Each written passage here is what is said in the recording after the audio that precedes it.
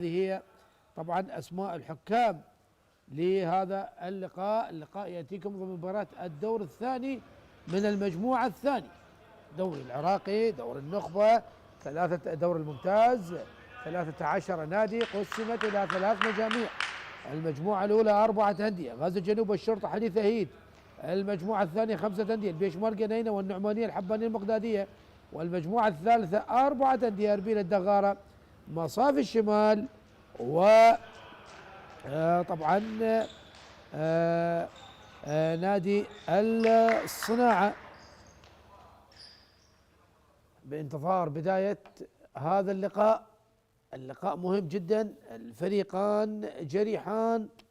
الحبانية خسرت من المقدادية 0-3، والنعمانية خسرت من نينوى أيضا 0-3، وبالتالي مباراة مهمة جدا للفريقين من أجل العادة إلى سكة الانتصارات. الإرسال مع نادي الحبانية الذي يلعب بالملابس السماوية، بينما النعمانية هجوم، محاولة لعب الكرة من اللاعب طبعا المعد، وهنا نقطة أولى لمصلحة نادي الحبانية عن طريق اللاعب عمار سعدون من لاعبيه الخبرة، وبالتالي النقطة الأولى لمصلحة نادي الحبانية.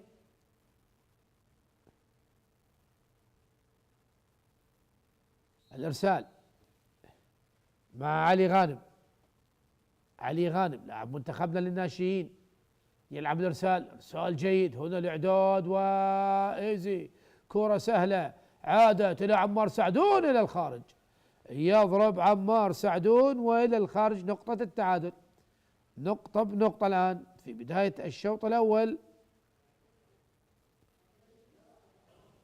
نقطة بنقطة.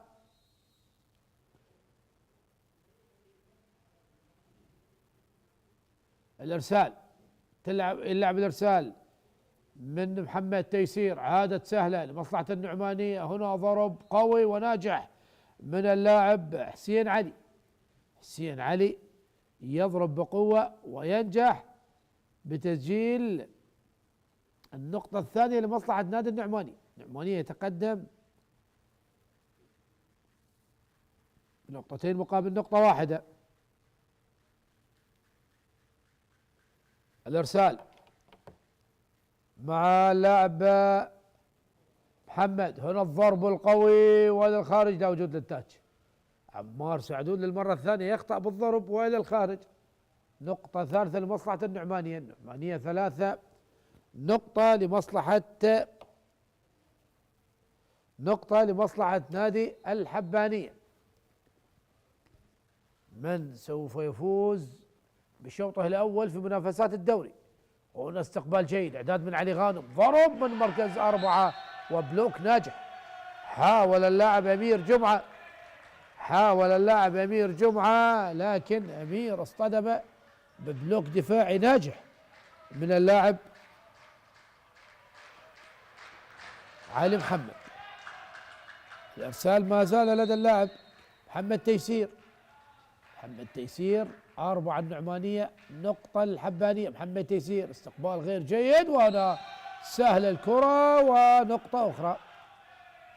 استقبال غير جيد واستغلال من لاعبي فريق النعمانية. هل يتدخل أحمد خلف مدرب نادي الحبانية بأخذ الوقت المستقطع التايم أوت؟ نعم، يجب أن يتدخل، يعني واضح تماما الفريق ليس بأفضل حالاته، وبالتالي يأخذ وقت مستقطع، يجب أن يتدخل من أجل إعادة ترتيب الأوراق، وخاصة على المستوى الهجومي والدفاعي.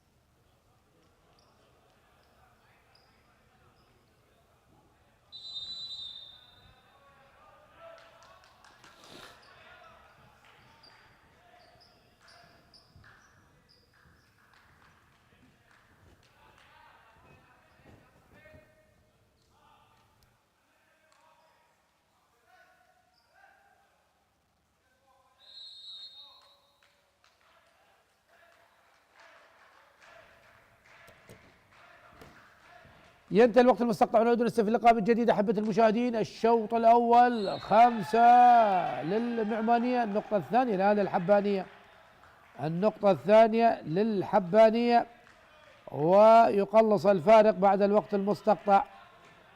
البحث عن التقليص. الإرسال مع عمار سعدون صاحب إرسالات مؤثرة.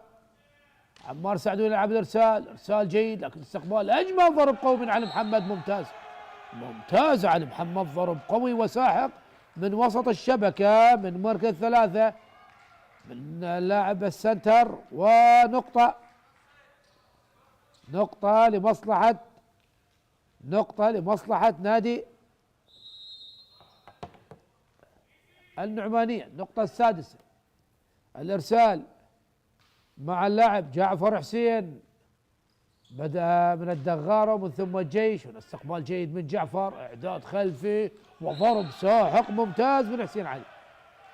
ضرب ساحق ممتاز من حسين علي. يعني لاعبين النعمانية ولاعبين الحبانية، يعني الفريقين يمتلكان العديد من لاعبين الشباب. جعفر حسين 20 عام عمر هذا اللاعب، كان مع منتخبنا الشبابي. نعم هذا هو جعفر حسين. جعفر على لعب الإرسال، كان مع منتخبنا الشبابي في فترة من الفترات. وهنا الاستقبال غير جيد أيضا عادت سهلة. تشانس بول لمصلحة فريق النعمانية من جديد. هجوم آخر لمصلحة النعمانية. تركيز عالي من الضارب حسين قاسم، في مرة أولى وثانية طلب الكرة، ومن مركز 4 ينجح ويسجل النقطة الثامنة. 8 النعمانية 3، والإرسال مع جعفر حسين، والمطالبة بتغيير الكرة من قبل اللاعب المرسل جعفر حسين. ماذا هناك؟ نعم بانتظار استبدال للكرة. الحكم المسجل علي حاشي. هل كان هناك تبديل لمصلحة فريق الحبانية؟ على العموم جعفر حسين على لعب الإرسال. هنا الاستقبال من لاعب الليبرو، إعداد خلفي، ضرب قوي ممتاز، ضرب قوي وساحق من اللاعب لاعب نادي الحبانية أحمد. وبالتالي النقطة الثالثة 8-3، يقلص الفارق إلى 5 نقاط. الإرسال مع مصطفى كاظم. مصطفى يلعب الإرسال، اجتاز الشبكة بصعوبة وعادت وضرب قوي. هل هناك تاتش؟ لا وجود للتاتش، والنقطة احتسبت لمصلحة الحبانية. النقطة الرابعة 8-4. هنا الإرسال، استقبال، إعداد خلفي، هنا الضرب القوي لكن دفاعات ناجحة. تشانس بول، التفاهم غير موجود، عادت سهلة لمصلحة فريق الحبانية. إعداد من لاعب الليبرو، محاولة من حسين علي من جديد. هنا الإعداد، حسين علي يضرب بقوة، دفاع ناجح من اللاعب عمار سعدون، تعود أيضا سهلة للحبانية. هنا الإعداد من اللاعب محمد تيسير، ونقطة لمصلحة الحبانية ممتازة. الحبانية بدأ يدخل أجواء اللقاء، ويقلص الفارق الآن إلى 3 نقاط بعدما كان الفارق 5 نقاط. نعم نقطتين على التوالي لمصلحة الحبانية. أحمد خلف وتوجيهاته المستمرة، لاعب منتخبنا الوطني السابق، بينما مدرب النعمانية الكابتن ضرغام حيدر. هنا الإعداد، المحاولة، وينجح علي محمد. نعم كرة كانت صعبة لكن نجح وسجل الهدف التاسع. 9 لمصلحة نادي النعمانية مقابل 5 لمصلحة الحبانية. الإرسال مع علي محمد، لاعب السنتر لفريق النعمانية. يعني شيء جميل عندما تشاهد فريق النعمانية يمثل محافظة واسط في الدوري العراقي الممتاز للكرة الطائرة. كلما تزداد عدد الأندية على مستوى الرقعة الجغرافية يكون أفضل، تكون هناك قاعدة أوسع وأكبر. هنا المحاولة، ضرب لكن دفاعات ناجحة في مرة أولى، مرة ثانية الآن هل ينجح؟ ضرب قوي وبلوك غير ناجح إلى الخارج، وإلى الخارج، ونقطة للحبانية. نقطة للحبانية، النقطة السادسة، 9 مقابل 6 لمصلحة نادي النقطة السادسة لمصلحة نادي الحبانية. وهنا الإرسال خاطئ من فريق الحبانية، والنقطة ذهبت لمصلحة نادي النعمانية. الحبانية مثل محافظة الأنبار في أحلك الظروف، شيء يحسب لهذا النادي. وهنا الإرسال من حسين علي، إرسال كابس بعيد جدا من حسين علي، يعني حاول أن يلعب إرسال مؤثر كابس، لكن إرسال بعيد تماما. الإرسال الآن مع فريق الحبانية، فارق 3 نقاط. الإرسال مع بشير جمال، إرسال جيد، استقبال صعب من جعفر حسين، تعود سهلة، تشارلز بول للتقليص، أحمد ياسين، إعداد خلفي جميل كان من إعداد ياسين، وضرب من الخط الخلفي. والنقطة الثامنة، يتقلص الفارق إلى 2 نقطة، ووقت مستقطع. يطلب المدرب ضرغام حيدر مدرب نادي النعمانية يتدخل بعدما شاهد الفارق يتقلص ويصل إلى 2 نقطة، ويحتاج إلى التدخل من أجل إعطاء. شاهد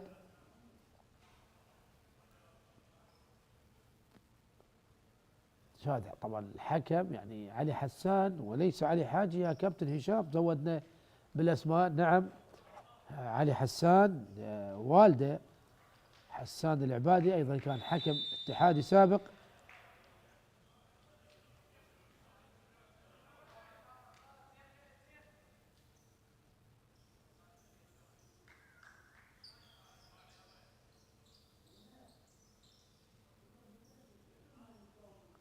ينتهي الوقت المستقطع الذي طلبه المدرب ضرغام حيدر، ونعود نستأنف اللقاء من جديد أحبتي المشاهدين. 10 النعمانية، 8 الحبانية. مباريات الدور الثاني بدأت اليوم ضمن مباريات المجموعة الثانية من الدور العراقي. إرسال بعدما لمس الشبكة، والكرة ذهبت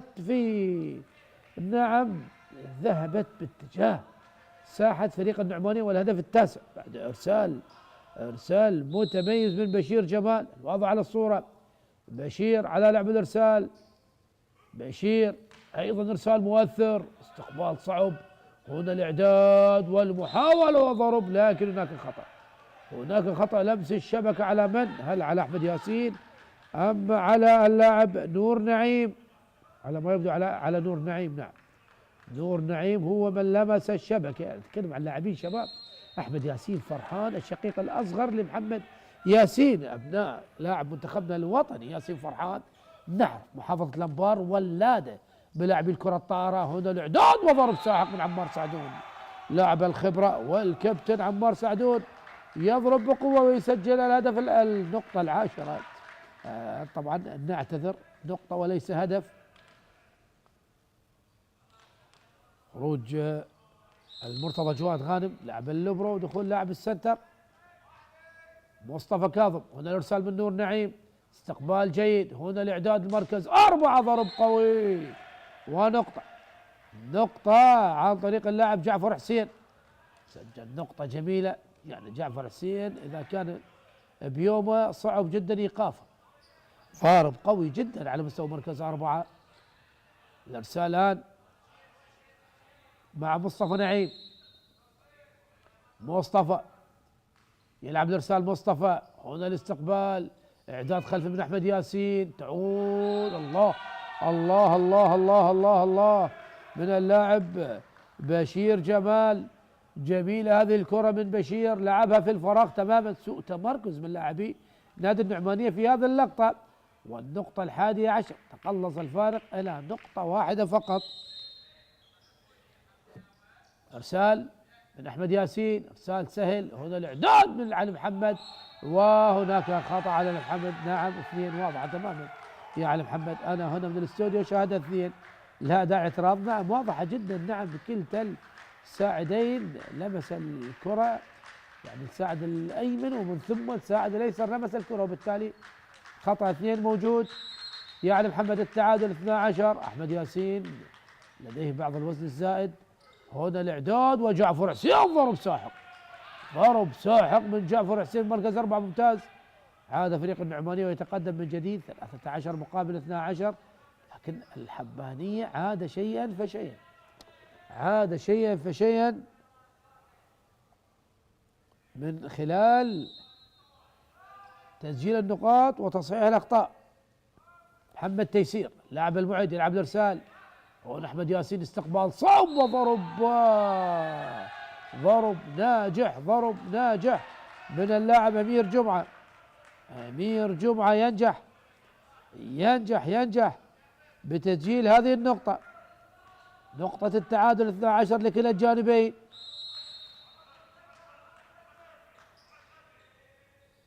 الإرسال إرسال مؤثر، استقبال غير جيد من جعفر حسين، ونقطة نقطة لمصلحة نادي الحبانية. نعم اليد، هل اليد اجتازت الشبكة؟ لقطة غير واضحة، اللقطة غير واضحة.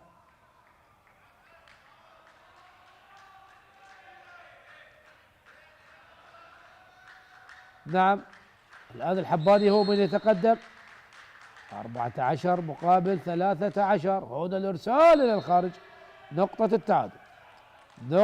التعادل لمصلحة فريق النعمانية. النعمانية الآن يعدل 14 بعد إرسال خاطئ من لاعبي فريق الحبانية. مباراة سجال في شوطها الأول، هل تمتد إلى أكثر من 3 أشواط؟ جعفر حسين على لعب الإرسال، جعفر يلعب الإرسال، هنا استقبال غير جيد. أحمد ياسين إعداد لبشير، وبشير ينجح بتخليص هذه الكرة. نعم بشير ينجح بتخليص هذه الكرة. والنقطة رقم 15. الإرسال مع لاعب السنتر مصطفى كاظم، طبعا من اللاعبين الشباب، يعني أعتقد من إنتاج مدرسة الشطرة وما أدراك ما الشطرة على مستوى الكرة الطائرة العراقية، مدرسة وإنتاجها متميز جدا. نعم لدينا العديد من مدارس الكرة الطائرة في مختلف مناطق العراق. نقطة جميلة من علي محمد، نقطة التعادل. نعم أتكلم عن مدرسة الشطرة، مدرسة أبو الخصيب، مدرسة المدينة، مدرسة الرماثة، مدرسة طبعا الشبايش، مدرسة طبعا الحبانية، مدرسة هيد، مدرسة حديثة. أيضا يعني الآن في مناطقنا الشمالية أيضا هناك مدارس لدى أربيل، لدى البيشمركة. يعني هذه المدارس دائما تخرج وتنتج لنا يعني العديد من اللاعبين. نقطة الآن لمصلحة نادي الحبانية، يعود يتقدم من جديد 16 مقابل 15. وأيضا لا ننسى مدرسة ديالى أيضا أنتجت لنا العديد من اللاعبين للكرة الطائرة العراقية. إرسال سهل، هنا الاستقبال، إعداد من محمد يحاول تخليص الكرة. نعم خلص الكرة بصورة جميلة اللاعب حسين قاسم. نجح حسين قاسم بتسجيل نقطة التعادل 16 لكلا الجانبين. المباراة بعد بداية قوية للنعمانية في بداية الشوط الأول، عاد الحباني ودخل بأجواء اللقاء. هذا الطفل ماذا يفعل مع البدلاء؟ يعني نتمنى يعني أن يكون جانب الكرات يكون خلف نعم جانب الكرات. الآن وجود جانبي الكرات أكيد يعني نتمنى أن يكون يعني يلبسون طبعا ألبسة موحدة، وخاصة نعرف يعني البيشمركة وإدارة نادي البيشمركة يعني إدارة متميزة بهكذا أمور. نقطة لمصلحة نادي الحبانية، النقطة 17. الإرسال من بشير، إرسال ممتاز واستقبال أيضا جيد. هنا المحاولة حسين قاسم، هل هناك تاتش؟ نعم التاتش واضح يا عمار سعدود، التاتش واضح هنا من الاستوديو شهادة التاتش. ونقطة التعادل 17 لكلا الجانبين. إرسال مع حسين قاسم على لعب الإرسال، يلعب الإرسال، استقبال جيد، إعداد من أحمد ياسين الذي دخل بديلا لعلي غانم. ونقطة جميلة من عمار سعدون بالخبرة، لعبها على الخط تماما، ونقطة لمصلحة الحبانية. نقطة الثامنة عشر. نعم، تبديلات الآن من فريق الحبانية: خروج نور نعيم ودخول اللاعب محمد جمال. محمد جمال يدخل الآن. قلنا الاستقبال ممتاز من لاعب الليبرو جعفر حسين في الفراغ، ممتازة بذكاء كبير من جعفر حسين، ذكاء كبير من جعفر حسين، وينجح بتسجيل نقطة التعادل. 18-18. يستمر التعادل ما بين الفريقين. هل نجتاز حاجز ال 25 نقطة؟ يحاول الآن الإرسال من اللاعب مصطفى نعيم، إعداد خلفي، ضرب قوي، ممتازة من بشير جمال، يضرب بقوة وينجح بتسجيل النقطة التاسعة عشر لمصلحة نادي الحبانية. الآن دخلنا النقاط الحرجة، النقاط التي صعب جدا تعويضها. الإرسال من لاعب المعد أحمد ياسين، إرسال جيد في الفراغ. هنا جعفر حسين باليد اليسرى، سهلة، شانس بول. نقطة أخرى عن طريق اللاعب أمير جمعة، ينجح بتسجيل نقطة رقم 20 ليتقدم فريق الحبانية على فريق النعمانية بفارق نقطتين. هل يتدخل المدرب ضرغاف حيدر مدرب نادي النعمانية يطلب وقت مستقطع؟ لا، يؤجل. أحمد ياسين يلعب الإرسال، هنا الإعداد إلى السنتر، ممتازة، دفاع ناجح من فريق الحبانية من جديد. يحاول محمد تيسير، لكن أيضا القراءة موجودة ومستمر الرالي، والكرة لامست الأرض. تاتش ايرث حسب قرار الحكم شوان علي، حكمنا الدولي الذي كان متواجد في بطولة المنتخبات العربية هناك في مملكة البحرين. بطولة متميزة، لكن النتائج لم تكن متميزة لمنتخبنا الوطني. احتل المركز الخامس، يعني تأملنا أن يكون مركز أفضل. هنا ضرب قوي وإلى الخارج، ونعود إلى التعادل من جديد. النعمانية عادوا من جديد ويسجل الآن نقطة التعادل بعد ضرب من أمير جمعة إلى الخارج، ونقاش وكلام ما بين الكابتن عمار سعدون وحكمنا الدولي شوان علي. لا داعي للنقاش. لماذا يظهر الكرت الأصفر يا عمار يا سعدون؟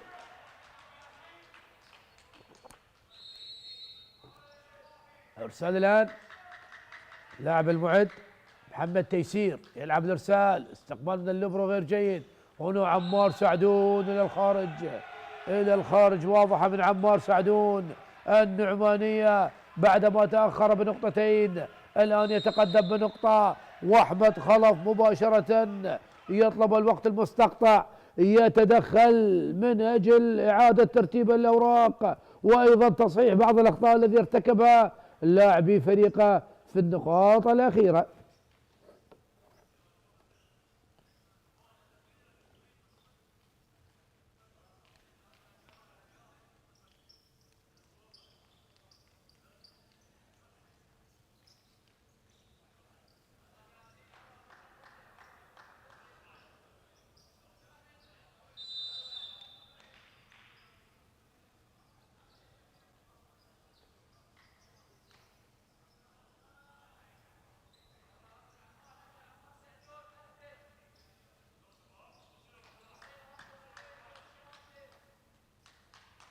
ينتهي الوقت المستقطع الذي طلبه المدرب أحمد خلف مدرب نادي الحبانية، والنتيجة تشير تقدم فريق النعمانية على فريق الحبانية 21-20.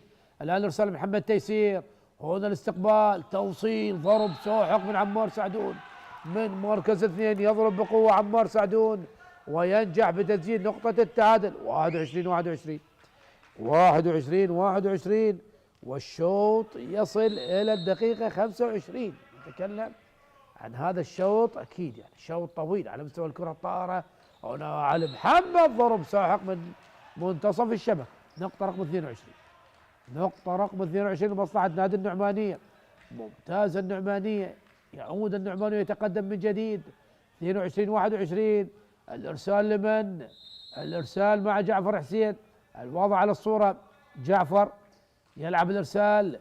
هنا الاستقبال، أحمد ياسين إعداد خلفي. ضرب ساحق من أمير جمعة، يضرب بقوة أمير جمعة وينجح بتسجيل نقطة التعادل. 22 22. تبديل الآن، خروج اللاعب محمد جمال ودخول نور نعيم. الإرسال مع مصطفى كاظم. مصطفى على لعب الإرسال.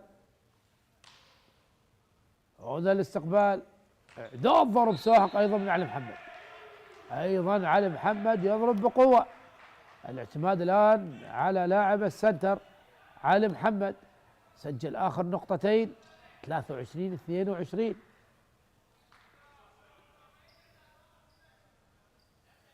هذا هو علي محمد على لعب الإرسال. علي يلعب الإرسال. هنا الاستقبال، أحمد ياسين إعداد إلى مركز 4 من بشير جمال. ممتاز، ممتازة من بشير جمال ونقطة التعادل. 23 23. الآن الأخطاء ممنوعة تماما. أمير جمعة، أمير يلعب الإرسال. هنا استقبال غير جيد من جعفر، استقبال غير جيد من جعفر حسين. ليس وقت الأخطاء، تكلمت ليس وقت الأخطاء، لكن خلاص هذه الكرة الطارة، الكرة الطارة الخطأ مباشرة تدفع كاش مباشرة. ونقطات الشوط الآن لمصلحة نادي الحبانية. 24 23. وقت مستقطع من ضرغام حيدر، أكيد يبحث عن الحلول من أجل نقطة التعادل.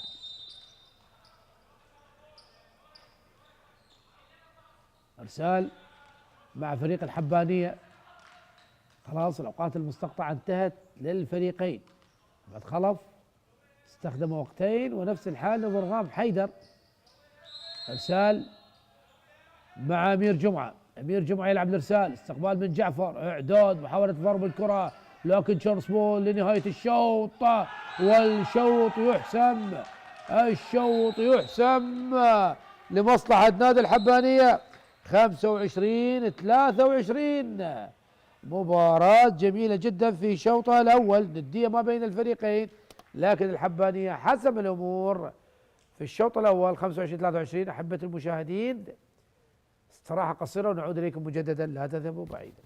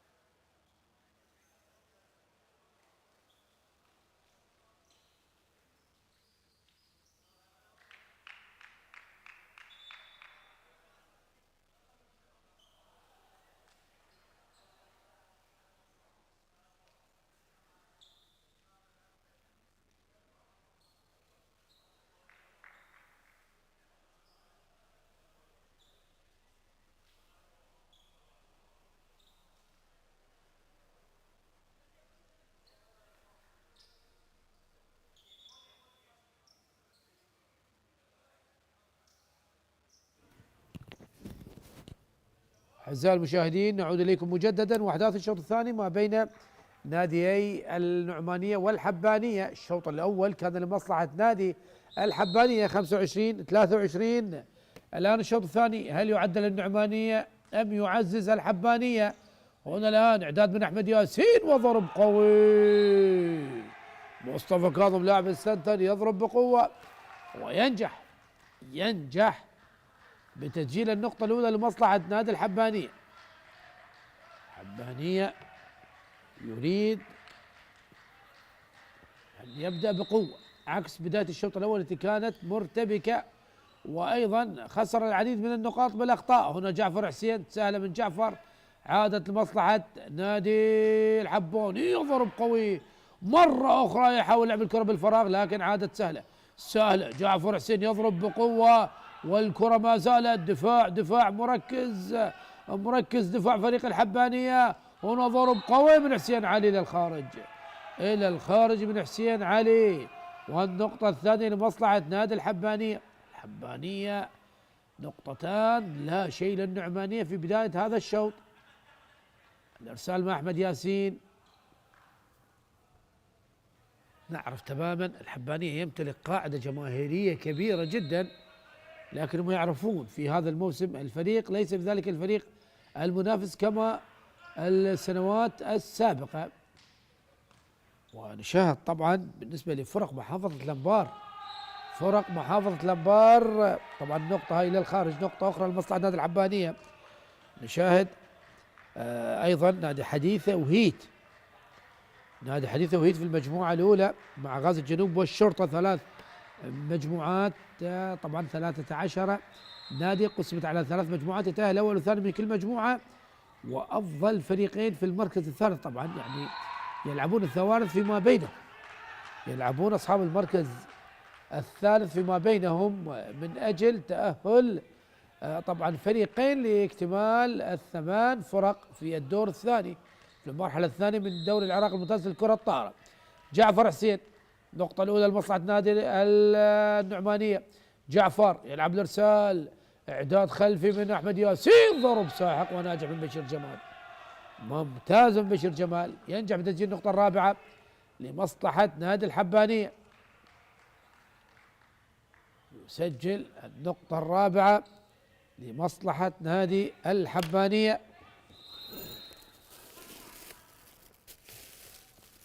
وهنا ارسال قوي لكن استقبال جيد من مهند محمد، ضرب ساحق من حسين علي، ونقطة للنعمانية، يقلص إلى نقطتين، 4-2.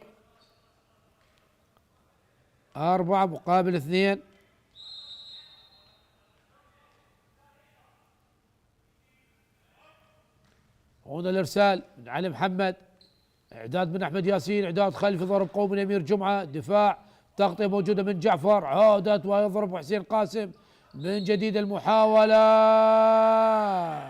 هناك خطأ، نعم خطأ على أحمد ياسين، ونقطة الثالثة لمصلحة نادي النعمانية.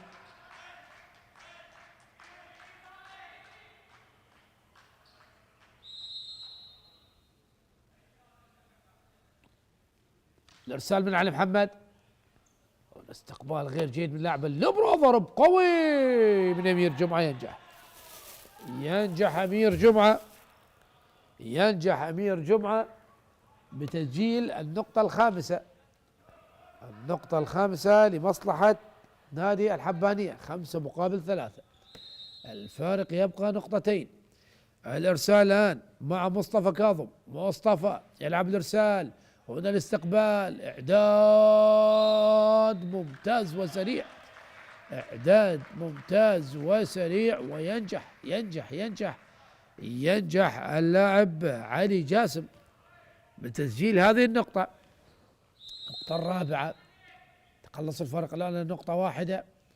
النعماني هل يعدل من خلال هذا الإرسال؟ حسين علي إلى الخارج لكن كان قريب من الخط، الكرة كانت قريبة من الخط وإلى الخارج. والنقطة السادسة للحبانية. أمير جمعة على لعب الإرسال،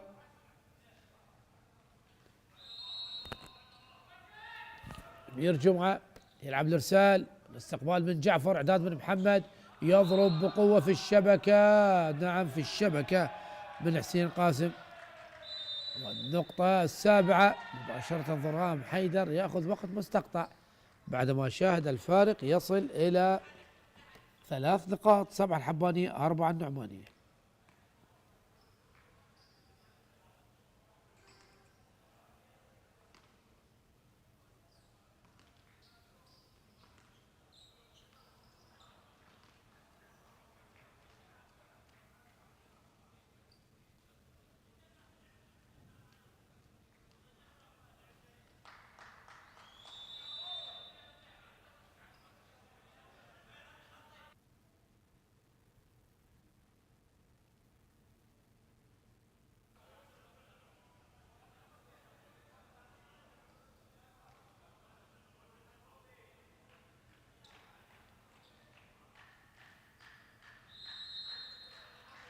ينتهي الوقت المستقطع، هنا الارسال، استقبال، اعداد نعماني من اجل التقليص، وبلوك ناجح، بلوك ناجح من اللاعب نور نعيم، ينجح بهذا البلوك. والنقطة الثامنة، 8 مقابل 4، 8 مقابل 4 لمصلحة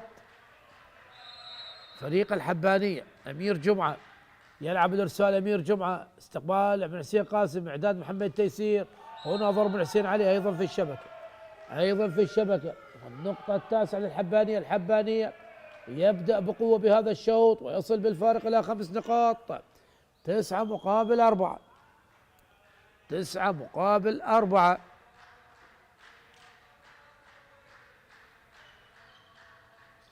أمير جمعة يلعب الإرسال، هنا الإعداد، لكن دفاعات ناجح في مرة أولى وثانية، والآن الثالثة. هل ينجح حسين قاسم؟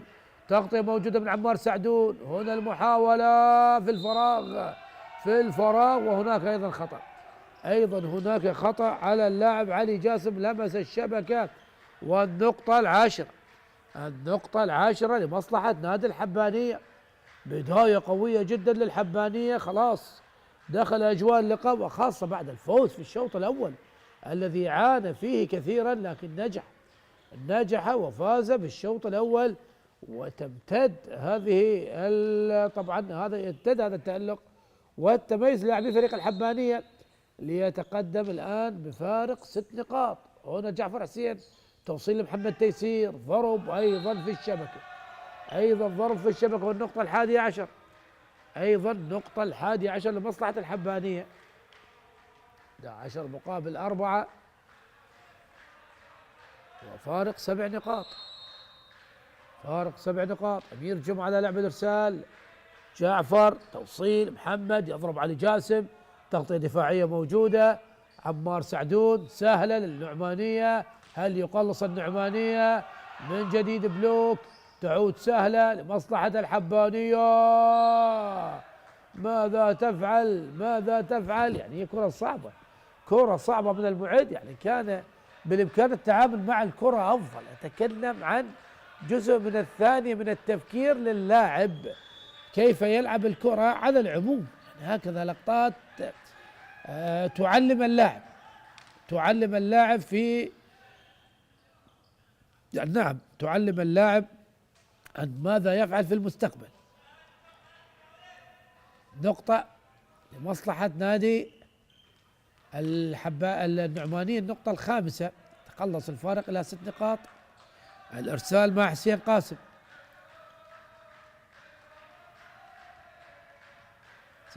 على لعب الإرسال،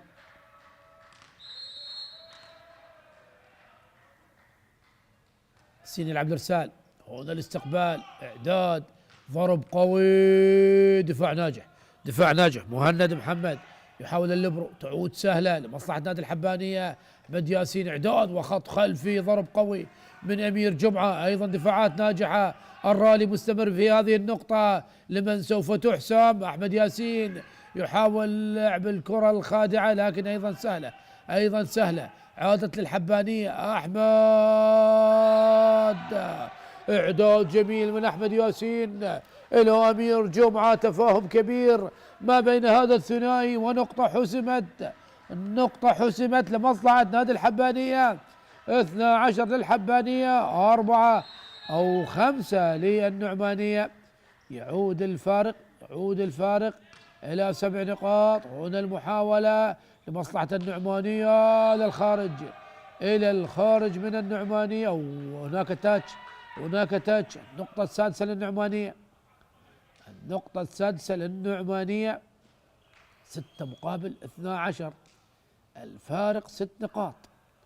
نعم، ما زال الفارق كبير نوعا ما.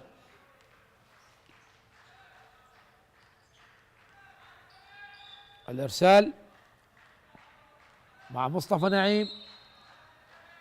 مصطفى يلعب الإرسال، هنا أحمد ياسين إعداد، مركز 4، ضرب قوي وناجح من علي غانم. هناك 2 علي غانم في فريق الحبانية، رقم 2 علي غانم، ورقم 9 علي غانم، والاثنان من اللاعبين الشباب، من اللاعبين الصغار. النقطة 13 للحبانية، 13 مقابل 6. هنا الإرسال من نور نعيم، إعداد من محمد، لكن دفاعات ناجحة من الحبانية. هنا علي غانم يضرب بقوة للخارج، إلى الخارج من علي غانم. هذه المرة لم ينجح علي غانم. النقطة 7، الفارق يعود إلى 6 نقاط. النعماني يسجل نقطة، ومن ثم الحبانية نقطة. هنا الإرسال،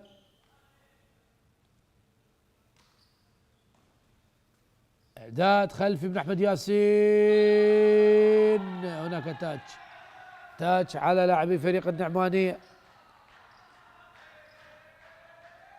النقطة 14 لمصلحة نادي الحبانية. 14-7، دبل سكور الفارق. إرسال من أحمد ياسين، استقبال من علي محمد. هنا الإعداد إلى جعفر حسين يضرب، دفاعات ناجحة. تشارلز بول لمصلحة الحبانية، وبلوك ممتاز من علي محمد. وكما يقال بالكرة الطائرة، مونستر بلوك. نعم، وحش التصدي. والنقطة 8 لمصلحة نادي طبعا نادي النعمانية. 8 النعمانية، 14 للحبانية. جعفر حسين، هنا الإعداد علي غانم. يا الله يا علي غانم، ضرب قوي جدا من اللاعب البديل، ممتازة من علي غانم، وضرب قوي جدا.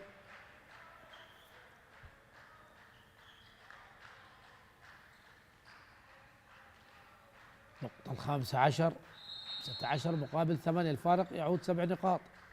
لكن الآن يعني المباراة في نقاطها الأخيرة نقطة بنقطة، نقطة هنا ونقطة هناك. علي غانم إرسال كابس ممتاز. مهند محمد، توصيل جيد. علي محمد يحاول عادة من جديد للنعمانية.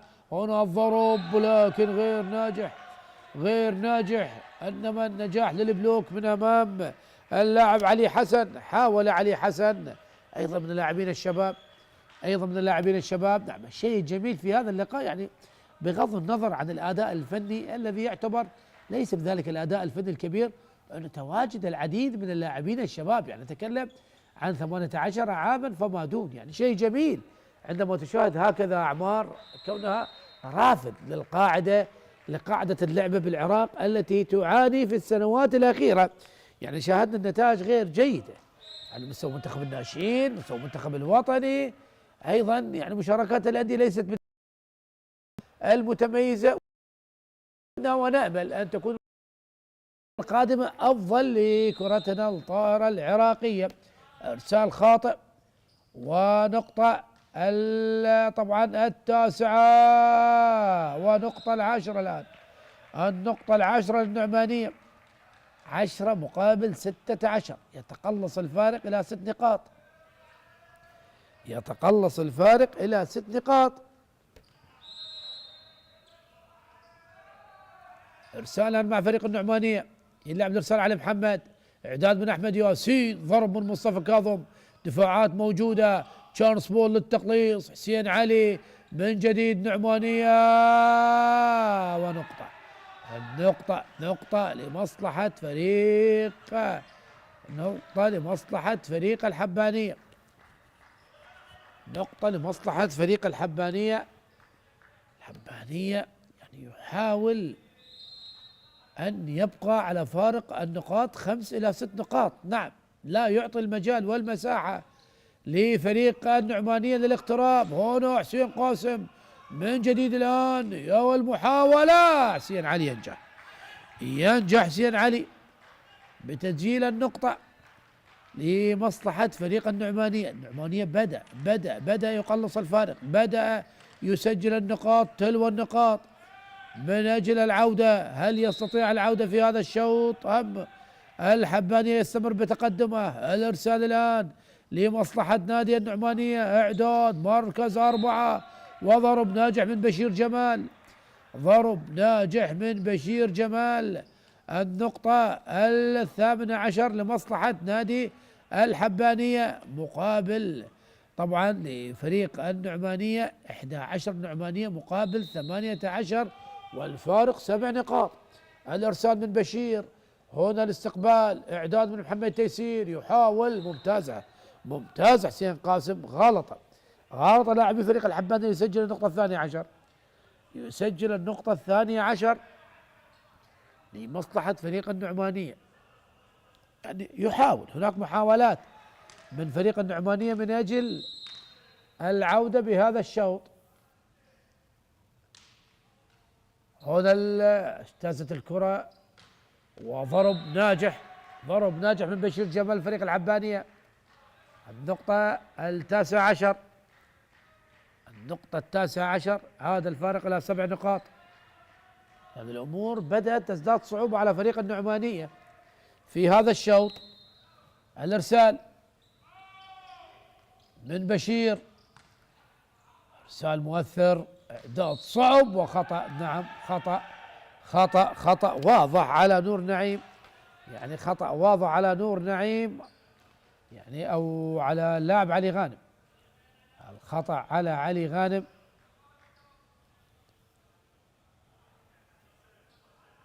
والنقطة 13 لمصلحة نادي النعمانية.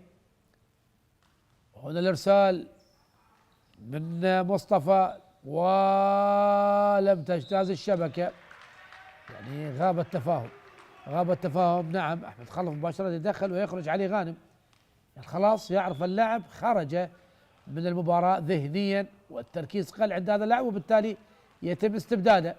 خروج علي غانم، نقطة 14 لمصلحة النعمانية، يتقلص الفارق إلى 5 نقاط.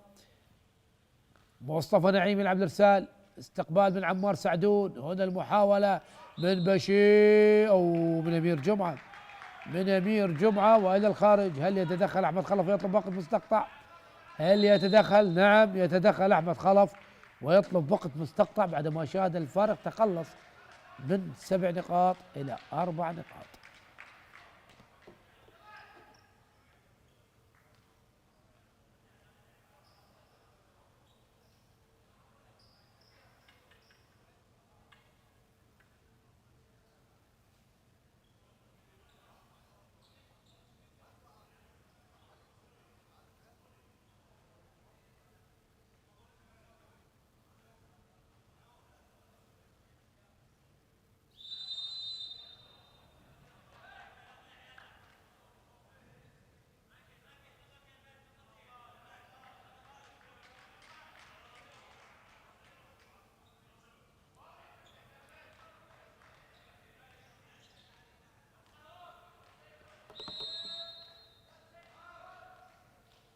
مصطفى نعيم على لعب الإرسال بعد الوقت المستقطع الذي طلبه أحمد خلف مدرب الحبانية. ضرب ساحق من نور نعيم، لاعب السنتر يضرب بقوة ويسجل نقطة رقم 20. عاد فريق الحباني ويسجل النقاط من جديد، 20 مقابل 15. الإرسال مع اللاعب محمد جمال على لعب الإرسال.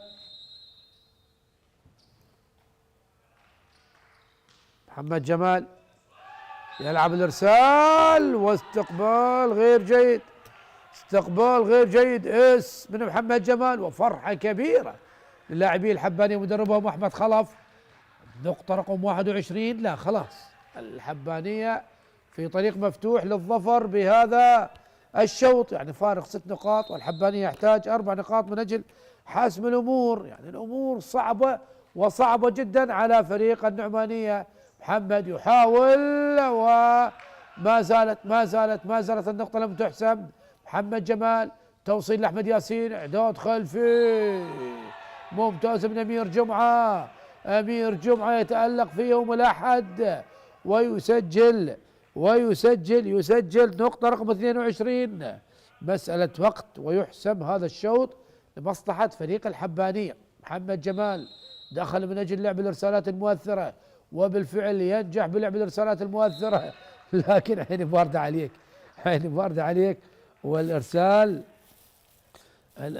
خاطئ من محمد جمال. ونقطة رقم 16، نقطة رقم 16 لمصلحة فريق النعمانية. هنا الإرسال من محمد تيسير، المحاولة من الحبانية، دفاع ناجح. محمد تيسير إعداد خلف حسين علي، يضرب بقوة، بلوك ناجح، يحاول، ممتاز حسين علي، دفاع منخفض، أتى بالكرة من جديد، المحاولة الهجومية لمصلحة الحبانية، وينجح عمار سعدون الكابتن والقائد، عمار سعدون الفهد.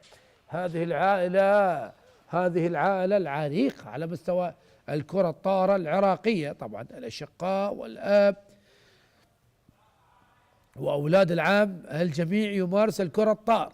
أيضا أحمد ياسين فرحان أيضا من عائلة محبة للكرة الطارة. أحمد ياسين يحتاج لك إنقاص بعض الوزن على العموم، لكن خلاص يعني معروفين أهلنا بالأنبار بالكرم والعزائم ثقيلة الدسم، وبالتالي أكيد وزنه اللي يروح للرمادي لا لازم يزيد وزنه، لأن ما شاء الله تبارك الله على الأكل الطيب والجميل، ومعروفة طبعا يعني معروف الكرم هناك في هذه المحافظة الجميلة، وأكيد جميع محافظنا العراقية معروفة بالكرم والشجاعة. هنا الإعداد من أحمد ياسين، ضرب قوي وبلوك ناجح، لكن دفاعات موجودة، تغطية موجودة، عادت من جديد للنعمانية، وضرب من علي محمد من جديد. الحبانية يحاول تعود سهلة لمصلحة النعمانية، وضرب من حسين قاسم إلى الخارج، لا وجود للتاتش، ووصلنا إلى نقطة الشوط 24 مقابل 17. عمار سعدون على لعب الإرسال. عمار سعدون هم زايد وزنه. شنو القضية يا شباب الحبانية؟ شو الوزن زايد. أحمد خلف تحتاج إلى تدريبات أكثر قسوة، أكثر شدة، وأيضا الابتعاد عن عزائم الحبانية. والإرسال إلى الخارج، النقطة 18. سيت بوينت ما زالت لمصلحة نادي الحبانية. الإرسال يحاول الآن إعداد من أحمد ياسين، خطأ لأحمد ياسين، نعم لمس الشبكة أحمد ياسين، هناك خطأ، وتدخل من أحمد خلف يطلب وقت مستقطع.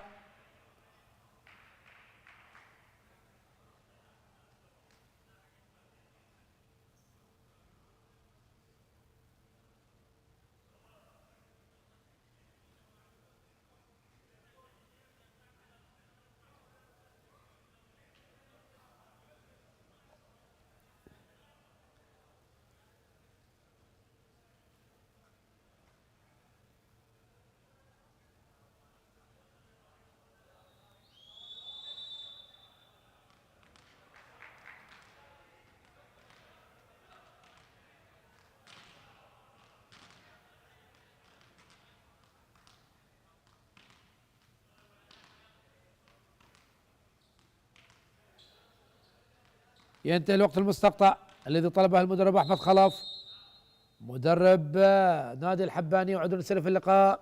سيت بوينت ما زالت مصلحة نادي الحبانية، تحسم الأمور بعد الوقت المستقطع. ضرب قوي، بلوك ناجح من حسين علي، بلوك ناجح من حسين علي، والنقطة رقم 20.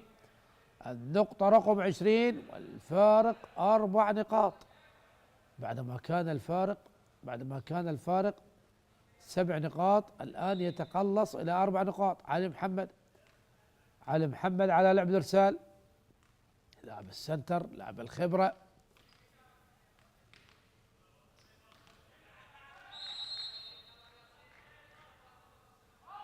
علي محمد يلعب الإرسال، هون إعداد خلف من أحمد ياسين، ضرب قوي، يظل بلوك ناجح. أيضا بلوك ناجح من اللاعب مصطفى نعيم. النعمانية هل يعمل الريمونتادا؟ هل يعمل الكومباك؟ مصطفى نعيم والبلوك. علي محمد 4 نقاط للتوالي، 4 نقاط على التوالي. علي محمد يلعب الارسال، هنا اعداد من احمد ياسين خلفي، ضرب ناجح من اللاعب امير جمعه ليحسم الامور. 25-21 مصلحه النادي الحباني الذي تقدم على النعمانيه بشوطين مقابل لا شيء. استراحه قصيره ونعود اليكم مجددا احبتي المشاهدين، لا تذهبوا بعيدا.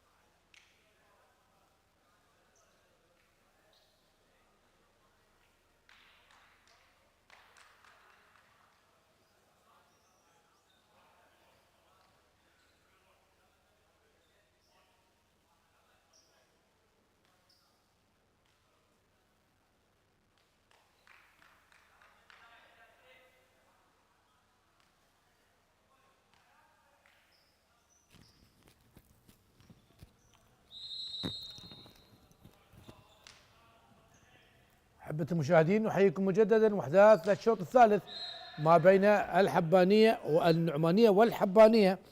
كنا طبعا في الجدول النعمانية رقم 1 والحبانية رقم 2. تركنا الشوطين الأول والثاني لمصلحة الحبانية 25 23 و25 21. الآن الشوط الثالث، هل ينجح النعمانية بتقليص النتيجة من الحبانية؟ خلاص يحسم الأمور بشوطه الثالث ليحقق أول انتصاره. تعود الآن لمصلحة فريق الحبانية هجوم آخر، عمار سعدون في الفراغ لكن تغطية موجودة من مهند، إعداد والجعفر حسين، ومن جديد ما زالت والمحاولة وللخارج. نقطة التعادل الحباني. أحمد خلف يطلب الهدوء، نعم عدم الاستعجال.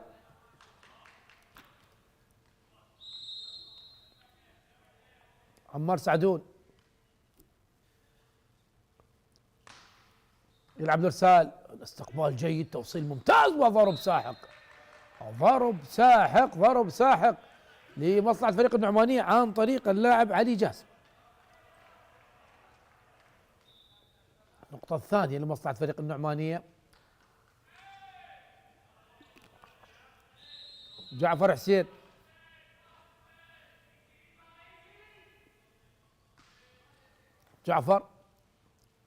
اعداد خلفي من احمد ياسين، ضرب لكن دفاعات النعمانية موجودة. حسين علي يضرب بقوة ونقطة ثالثة لمصلحة النعمانية. بداية ممتازة للنعمانية، يتقدم بفارق نقطتين، 3-1.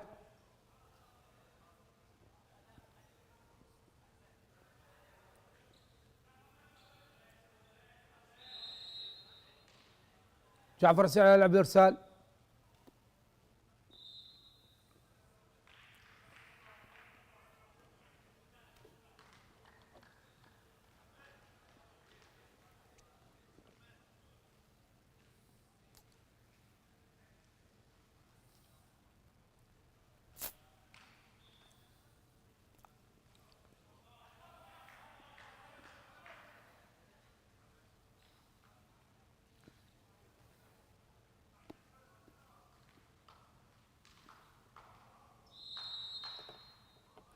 جعفر حسين يلعب الارسال،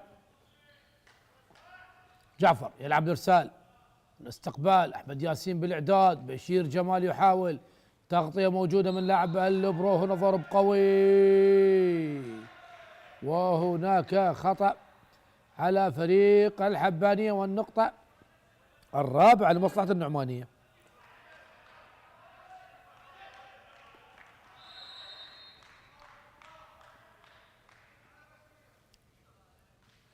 جعفر حسين، احمد ياسين اعداد الى بشير يضرب بقوة وهناك خطأ. نعم انما الكرة الى الخارج، لمست الانتينا العصا الهوائية بعد البلوك من علي جاسم. 4-2، لكن الحبانية يتقدم بشوطين مقابل لا شيء. الآن الشوط الثالث. مصطفى كاظم، واستقبال غير جيد والمحاولة، استعجل أحمد ياسين، لم يتعامل مع الكرة بالصورة الصحيحة، والنقطة الخامسة لمصلحة نادي النعمانية.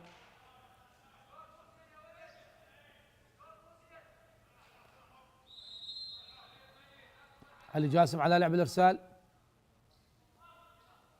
علي يلعب الارسال، ارسال متميز، احمد ياسين اعداد، ضرب قوي من امير جمعه ونقطه.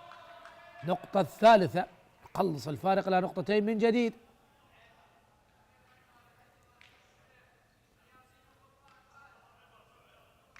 العمانيه متمسك في هذا الشوط، تكلم عن البدايه، متمسك بتقدم امير جمعه، يلعب الارسال، اعداد من محمد تيسير، ضرب قوي وناجح من حسين قاسم. حسين قاسم بدأ يسجل النقاط، واضح على الصورة. هدف النقطة السادسة.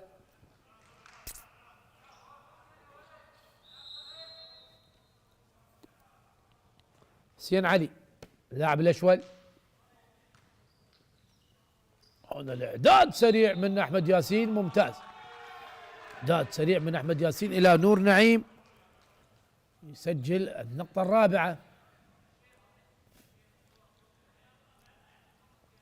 إعادة الفارق إلى نقطتين من جديد.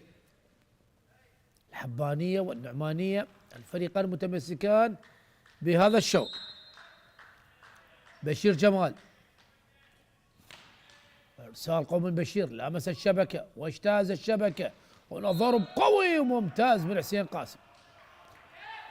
ممتاز من حسين قاسم، يضرب بقوة من مركز 4 ويسجل النقطة السابعة.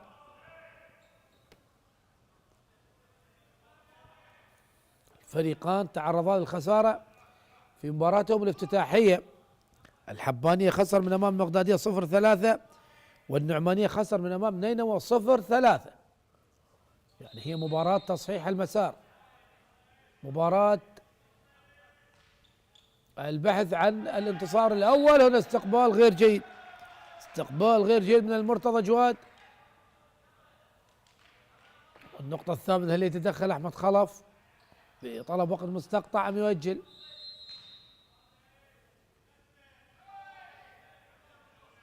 حسين قاسم لعب الارسال، استقبال جيد من امير، اعداد ويحاول نور نعيم، لكن عادت بعد دفاع ناجح من فريق النعمانية الحبانية من الهجوم، وامير يضرب للخارج. وهناك خطأ على جعفر حسين، لامس الشبكة.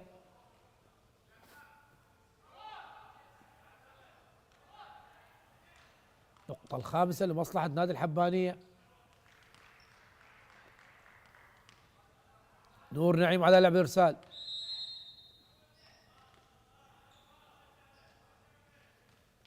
نور يلعب الارسال، هنا الاعداد وضرب قوي من الله دفاع ناجح من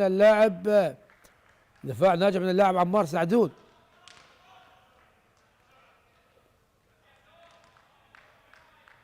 النقطة السادسة، أحمد خلف دائما التواصل مع اللاعبين، دائما يوجه. نور نعيم يلعب الارسال، نور جعفر، توصيل محمد تيسير، ضرب من الخط الخلفي، بلوك ناجح من احمد ياسين، ممتازة بلوك ناجح. والنقطة السابعة، 7 للحبانية 8 للنعمانية. النقطة السابعة للحبانية و8 للنعمانية. نور يلعب الارسال، هنا الاعداد محمد الى جعفر حسين، يضرب بقوة، ممتازة كانت صعبة جدا على بشير جمال. والنقطة التاسعة لمصلحة فريق النعمانية، 9 النعمانية 7 الحبانية.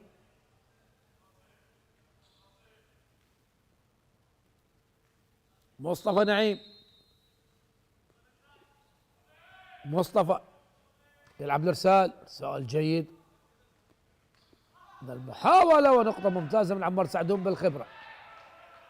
بالخبرة من عمار سعدون، يسجل النقطة الثامنة، يخلص الفارق إلى نقطة واحدة بعدما كان الفارق 4 نقاط لمصلحة نادي النعماني.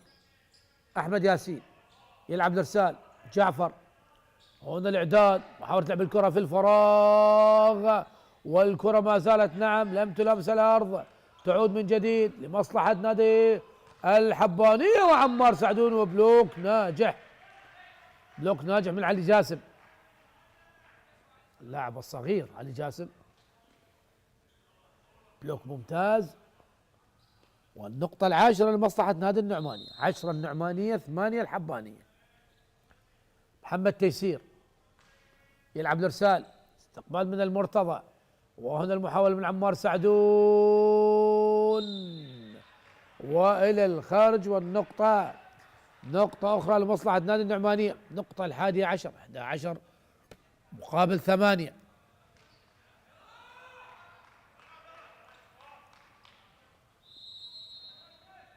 محمد تيسير يلعب الارسال، استقبال، اعداد من احمد ياسين، ضرب من امير جمعة، لكن دفاعات ناجحة. مرة أخرى المحاولة، عمار سعدون يضرب بقوة، أيضا دفاعات ناجحة. من جديد تعود سهل الحبانية، مصمم فريق الحبانية على الفوز بهذه النقطة، لكن دفاعات أيضا ناجحة من النعمانية. أمير جمعة يضرب بلوك ممتاز من النعمانية، بلوك ممتاز من النعمانية. قاتل لاعبي الفريقين على هذه النقطة، وفي الأخير حسين علي ينجح برد كرة اللاعب أمير جمعة ببلوك متميز. والنقطة الثانية عشر ليعود الفارق إلى 4 نقاط لمصلحة هذه النعمانية، 12 مقابل 8.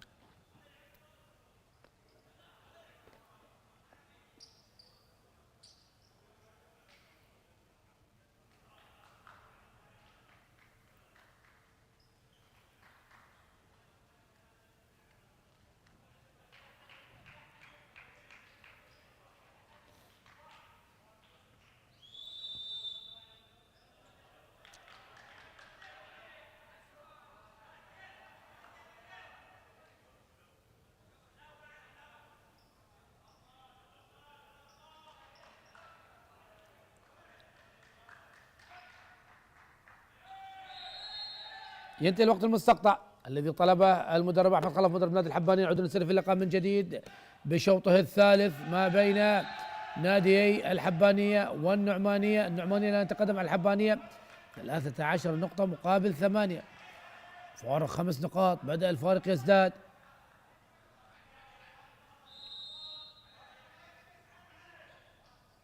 محمد تيسير يلعب الارسال، احمد ياسين اعداد، ضرب قوي من عمار سعدون، ضرب ساحق من مركز 2 يسجل النقطة التاسعة. 9 مقابل 13، فارق 4 نقاط. النعمانية متمسك بهذا الشوط من اجل الذهاب الى شوط رابع. هنا الاعداد، واعداد خاطئ من محمد تيسير، نعم اخطأ بالاعداد. والنقطة العاشرة، النقطة العاشرة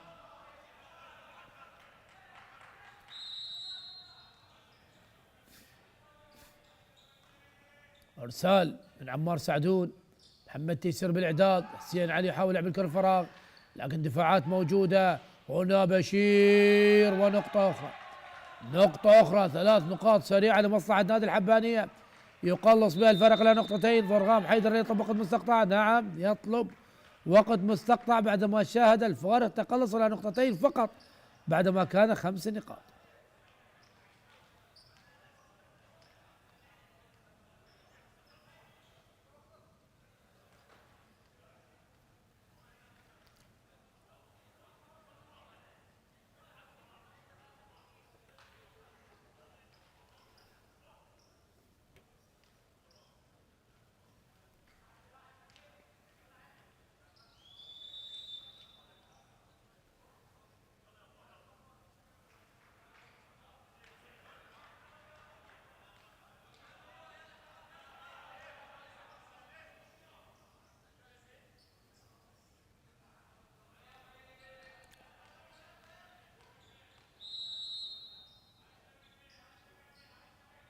ينتهي الوقت المستقطع، يلعب ارسال عمار سعدون، هنا الاعداد، ضرب ساحق من علي جاسم، ممتاز هذا اللاعب.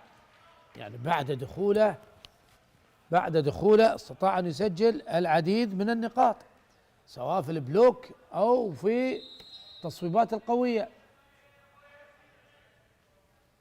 جعفر يلعب ارسال، استقبال من المرتضى، احمد ياسين اعداد صعب واعاده سهل لمصلحه فريق النعمانيه. هل ينجح فريق النعمانية؟ لكن أيضا دفاعات حديدية من الحبانية وبلوك إلى الخارج، بلوك إلى الخارج. والنقطة 13 عدل النتيجة أو لا، النقطة 12، النقطة 12 لمصلحة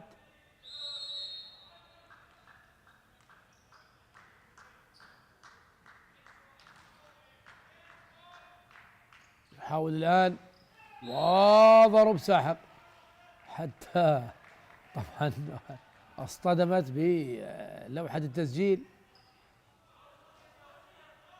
النقطة 15 لفريق النعمانية، النقطة 15 مع مصلحة فريق النعمانية. الارسال من علي جاسم، يلعب الارسال بعيد جدا، النقطة 13، تقلص الفرق الى نقطتين النعمانية 15، الحبانية 13، الفارق نقطتان فقط.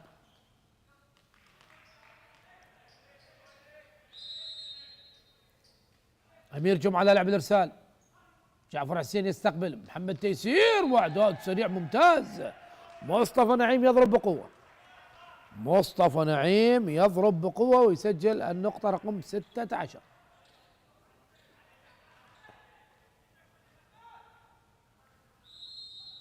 حسين علي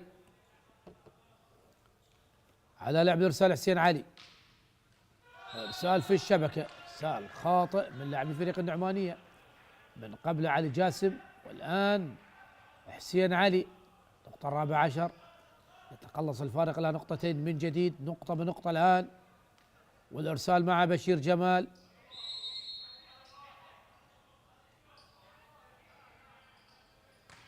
إرسال مؤثر من بشير، صعب جدا على جعفر. أحمد ياسين بالإعداد، والضرب إلى الخارج من أمير جمعة، ضرب إلى الخارج من أمير جمعة، والنقطة 17. حسين قاسم على لعب الإرسال،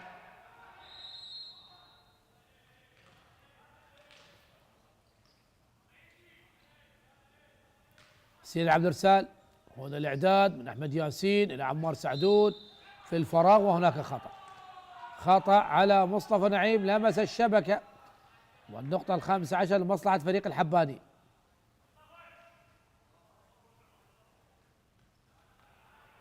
دخول الآن محمد جمال من أجل لعب الإرسال، محمد جمال يدخل الآن من أجل لعب الإرسال.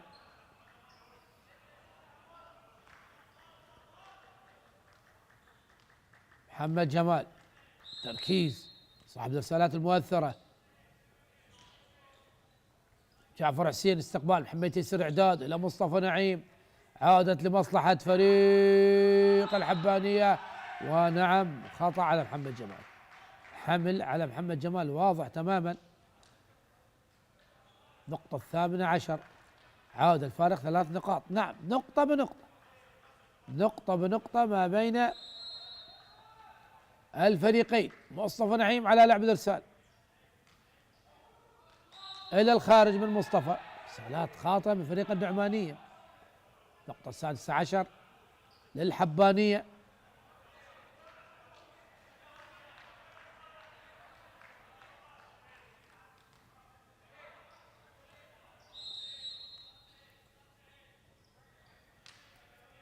ارسال من احمد ياسين، استقبال صعب، هنا اعداد جعفر حسين يضرب بقوه، ينجح جعفر حسين بتسجيل النقطه رقم 19.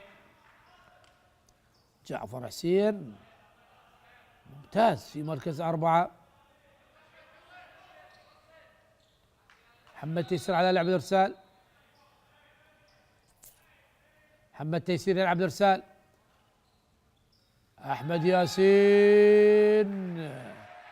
احمد ياسين وعدم استقبال الكرة بصورة صحيحة. 20 مقابل 16. يتدخل احمد خلف ويطلب وقت مستقطع. نعم يتدخل احمد خلف ويطلب وقت مستقطع بعد ما شاهد الفارق يعود الى 4 نقاط من جديد لمصلحة فريق النعمانية.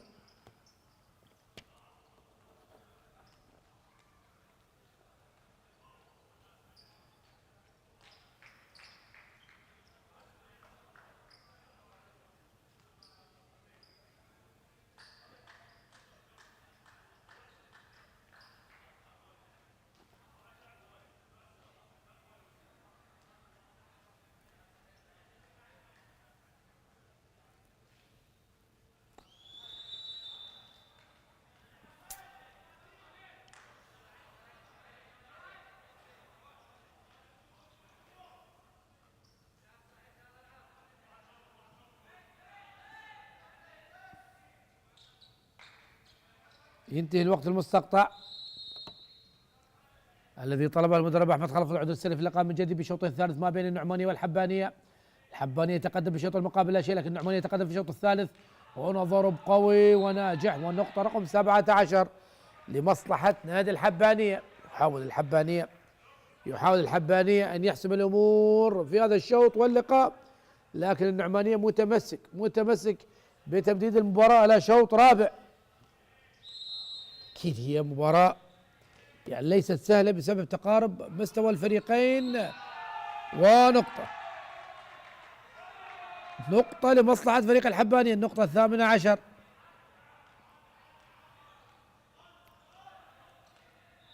يعود الفرق يتقلص إلى نقطتين. عمار سعدون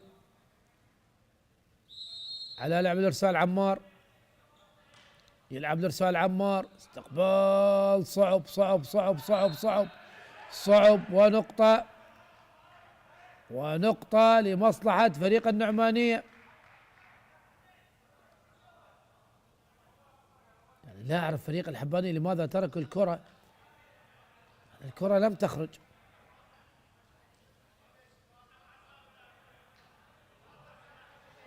الكرة لم تخرج. نعم، نقطة لمصلحة فريق النعمانية. 21 مقابل 18. جعفر حسين يلعب الإرسال. أحمد ياسين بالإعداد، ضرب قوي من بشير وإلى الخارج، لا وجود للتاتش إلى الخارج. نقطة رقم 22. النعمانية يقترب شيئا فشيئا من أجل حسم الأمور بهذا الشوط. الآن فارق 4 نقاط، هل يحسم الأمور؟ جعفر يحاول الآن إعداد ضرب قوي من أمير جمعة. ينجح أمير جمعة بتسجيل النقطة رقم 19 مقابل 22. لكن الحباني يتقدم بشوطين مقابل لا شيء. هل هناك عودة لفريق النعمانية؟ صعب عودة. هل هناك عودة لفريق الحبانية؟ صعب عودة فريق الحبانية. مصطفى كاظم على لعب الإرسال. مصطفى يلعب الإرسال إلى الخارج، إرسال خاطئ وليس وقت الإرسالات الخاطئة. نقطة رقم 23.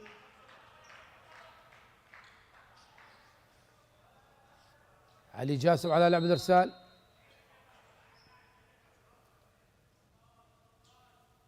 علي يلعب الإرسال. الاستقبال، إعداد من أحمد ياسين، ضرب قوي وبلوك ناجح. لا خلاص، النعمانية تركيز عالي في هذا الشوط ويخطف هذا الشوط. نعم، يفوز بهذا الشوط. خلاص وصلنا إلى نقطة الشوط. يعني الأمور أشبه بالمستحيلة على فريق الحبانية أن يعود بهذا الشوط. وعلى 5 نقاط، 5 فرص للحبانية من أجل حسم الأمور بهذا الشوط. علي جاسم يلعب الإرسال. هنا الاستقبال من عمار. أحمد ياسين بالإعداد وضرب، ولكن بلوك موجود، وتعود من جديد سهلة لمصلحة فريق النعمانية إلى الخارج من النعمانية. نقطة رقم 20. الآن لمصلحة فريق الحبانية، يقلص الفارق إلى 4 نقاط. أمير جمعة على لعب الإرسال. أمير يلعب الإرسال. هنا الإعداد، هل حسمت الأمور؟ إلى الخارج من مصطفى نعيم. والنقطة رقم 21. تقلصت الفرص لفريق النعماني من 5 فرص إلى 3 فرص من أجل حسم الأمور. وهنا ضرهام حيدر يأخذ وقت مستقطع. نعم، يتدخل من أجل تهدئة اللاعبين. نعم، هذا الوقت المستقطع هو نفسي أكثر مما هو فني.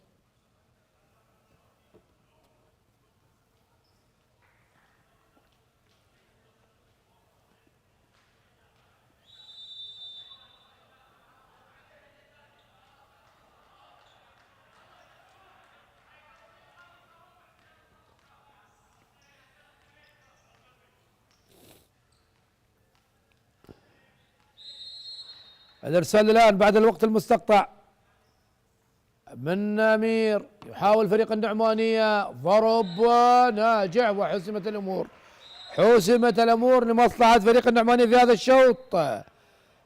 25 مقابل 21 ليقلص فارق الأشواط إلى شوط واحد فريق النعمانية. لكن الحباني يتقدم بشوطين مقابل شوط واحد. استراحة قصيرة، نعود إليكم مجددا، لا تذهبوا بعيدا.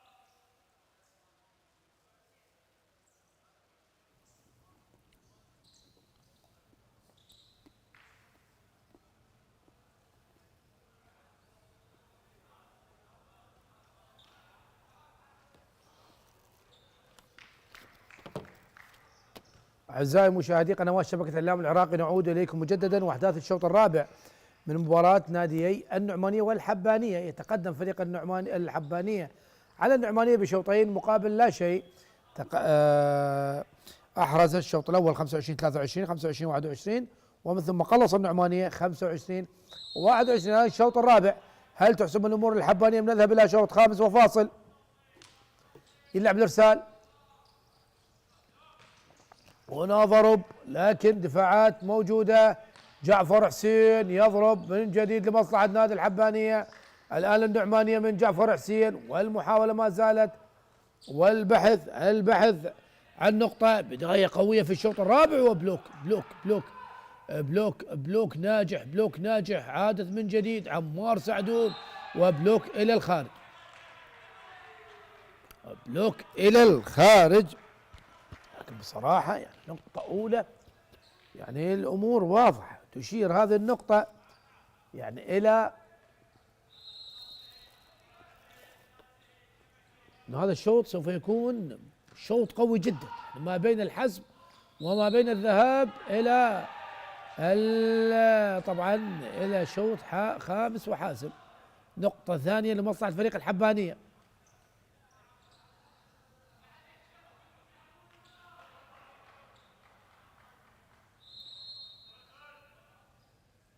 عمار سعدون على لعب الإرسال، استقبال غير جيد من لاعب اللبرو. نعم، مهند محمد لم يستقبل بصورة صحيحة، وبالتالي أصبحت الكرة الهجومية صعبة.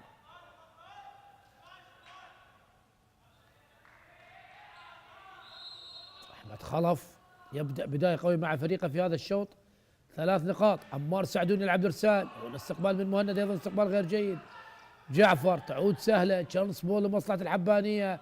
المرتضى توصيل لأحمد ياسين، ضرب قوي من أمير جمعة، وهناك خطأ على أحمد ياسين، خطأ على أحمد ياسين، والنقطة الأولى للنعمانية.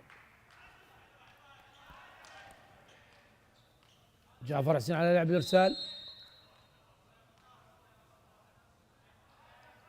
جعفر يلعب الإرسال، والاستقبال من أمير، إعداد أو من بشير، والمحاولة للنعمانية الآن. هل يقلص النعمانية؟ وبلوك ناجح، بلوك ناجح من مصطفى كاظم.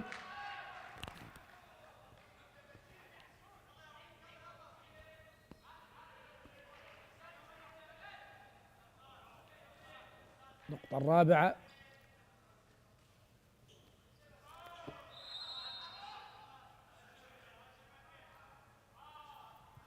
مصطفى كاظم يلعب الإرسال، مهند، هنا توصيل، إعداد ضرب من حسين قاسم. دفاعات الحبانية موجودة. المحاولة الآن من أمير، لكن تم قراءة من حسين علي. يحاول حسين قاسم يضرب بقوة، وإلى الخارج من حسين قاسم، وعدم وجود تاتش. والنقطة الخامسة للنعمانية للحبانية. 5 الحبانية، نقطة النعمانية. هل يتدخل ضرغام حيدر؟ هل يطلب وقت مستقطع؟ لا، يؤجل بعد هذه النقطة. مصطفى كاظم يلعب الإرسال إلى الخارج،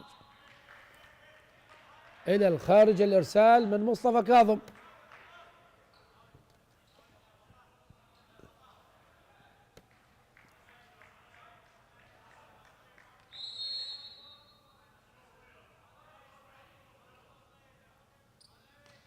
يحاول الآن توصيل، إعداد من أحمد ياسين، ضرب لكن أيضا بلوك ناجح.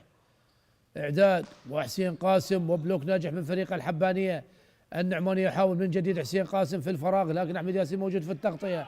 إعداد أمير جمعة ممتازة في الفراغ. حاول علي جاسم لكن لم ينجح. ونقطة رقم 6 لمصلحة فريق الحبانية. 6 الحبانية، 2 النعمانية.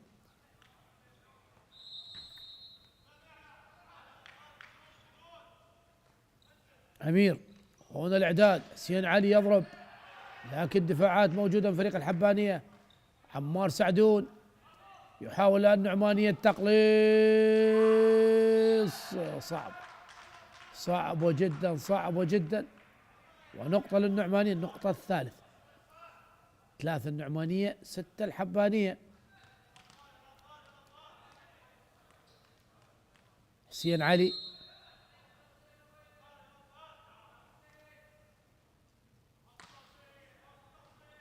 هنا الاستقبال، اعداد خلفي من احمد ياسين، ضرب قوي من بشير لكن دفاعات ممتازه. حسين قاسم يحاول من جديد لمصلحه فريق النعمانيه، حسين قاسم ايضا يضرب بقوه، عادت من جديد لمصلحه النعمانيه، هجمه لكن التفاهم غاب، التفاهم غاب في هذه اللقطه، عادت للحبانيه وبلوك بلوك بلوك بلوك بلوك بلوك غير ناجح من فريق النعمانيه، ونقطه للحبانيه، النقطة لمصلحة فريق الحبانية، 7 مقابل 3 تشجيع بدلاء فريق الحبانية لزملائهم. بشير جمال على لعب الارسال، ارسال ممتاز لكن ايضا توصيل متميز من جعفر حسين، وهنا حسين قاسم يلعب في الشبكة، يضرب في الشبكة. النقطة الثامنة، 8 مقابل 3، الفارق يصل إلى 5 نقاط.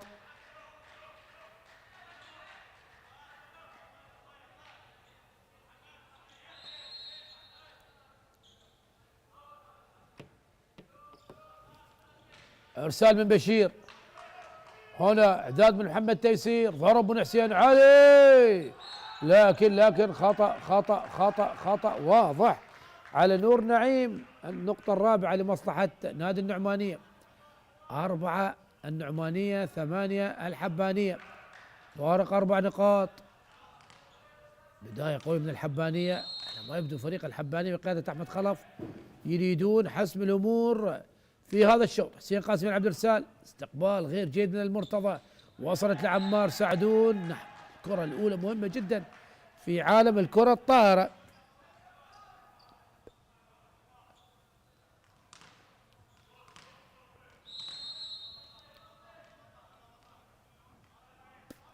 رسالة لفريق النعمانية، 5 النعمانية 8 الحبانية.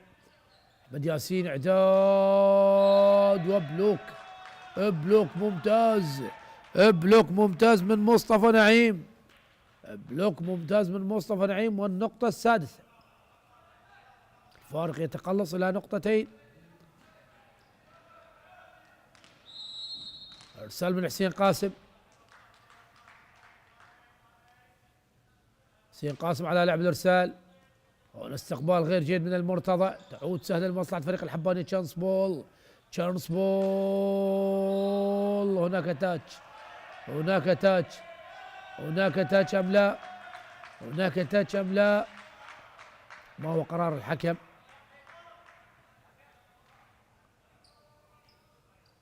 بانتظار قرار الحكم، وكلام ما بين عمار سعدون والحكم شوان علي حكمنا الدولي.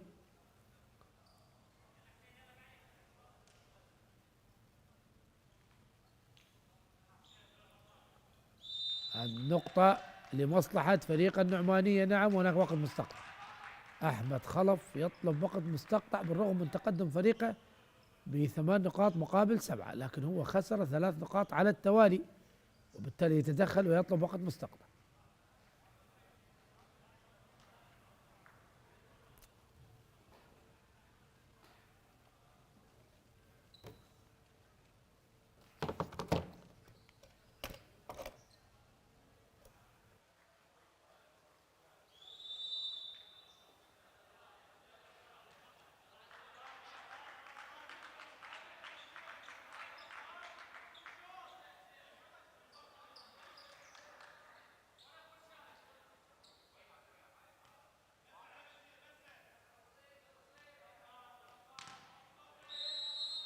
ينتهي الوقت المستقطع والعودة للسير في اللقاء بشوطه الرابع، شوط للحبانية شوط للنعمانية، وتقدم الحبانية 8 مقابل 7 على النعمانية.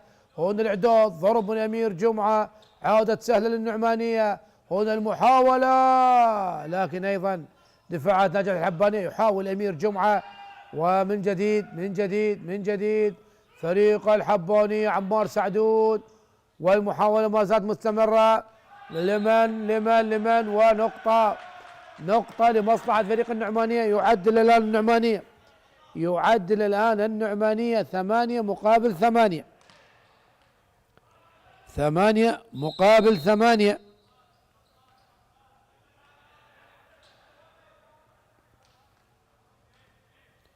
هنا يحاول فريق وايضا بلوك ناجح، ايضا بلوك ناجح من مصطفى نعيم، ايضا بلوك ناجح من مصطفى نعيم. والنقطة التاسعة الان لمصلحة النعمانية، 9 النعمانية 8 الحبانية.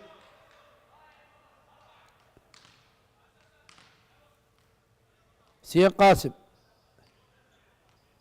سين قاسم على لعب الكرة،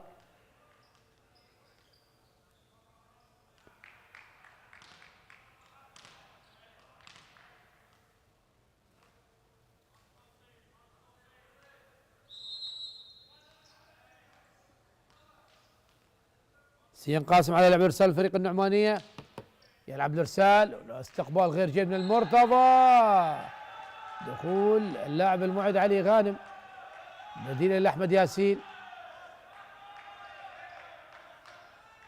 ونقطة جديدة، نقطة العاشرة، 10 مقابل 8، 10 مقابل 8 لمصلحة فريق النعمانية.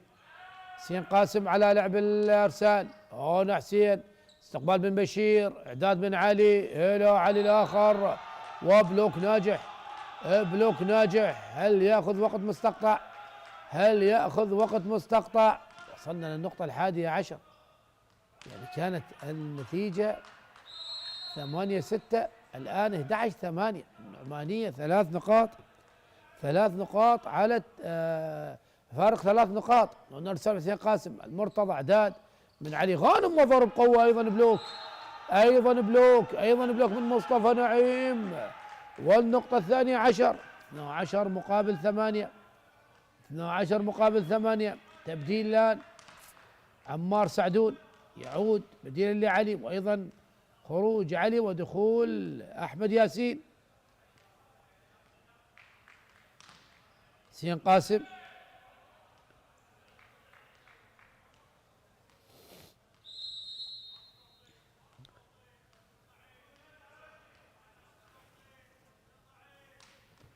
يلعب الارسال، توصيل، هنا الاعداد، عمار سعدون في الفراغ، لكن صعبة جدا، صعبة جدا على فريق النعمانية. فريق الحبانية اخيرا كسر رالي نقاط فريق النعمانية.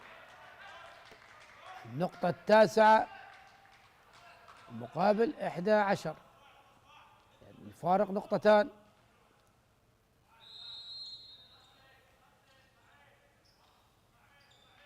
نور نعيم يلعب الارسال، مهند، توصيل، ضرب قوة، بلوك ناجح من عمار سعدون، بلوك ناجح من عمار سعدون. احمد خلف يعرف تماما اهمية هذه النقاط، يعرف تماما اهمية هذه النقاط من اجل العودة بهذا الشوط.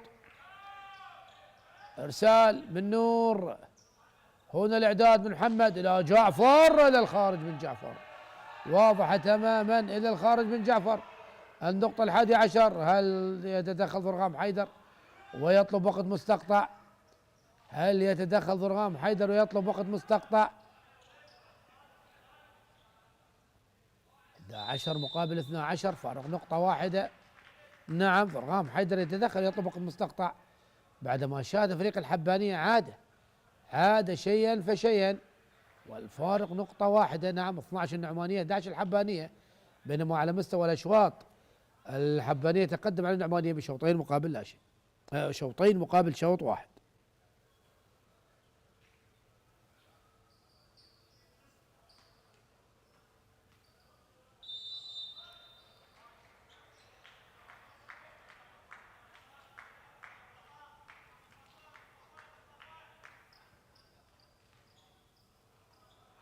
ينتهي الوقت المستقطع.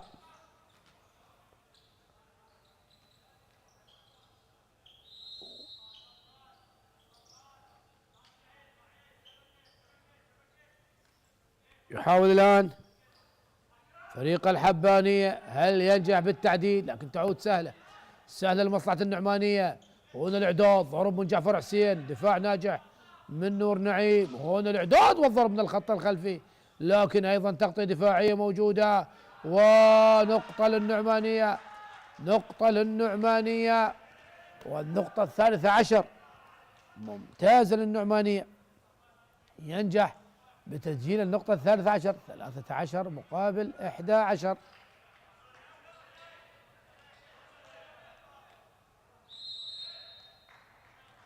الإرسال من مصطفى نعيم. مصطفى يلعب الإرسال إلى الخارج، إلى الخارج من مصطفى نعيم. النقطة 12 الحبانية.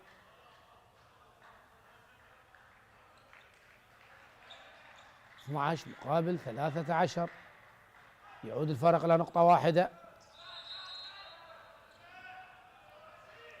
إرسال من أحمد ياسين، استقبال من حسين، محاولة لعب الكرة لكن تشانس بول. أمير جمال يلعب على التاتش، أمير جمال يلعب على التاتش ويسجل نقطة التعادل. 13 13 يسجل نقطة التعادل.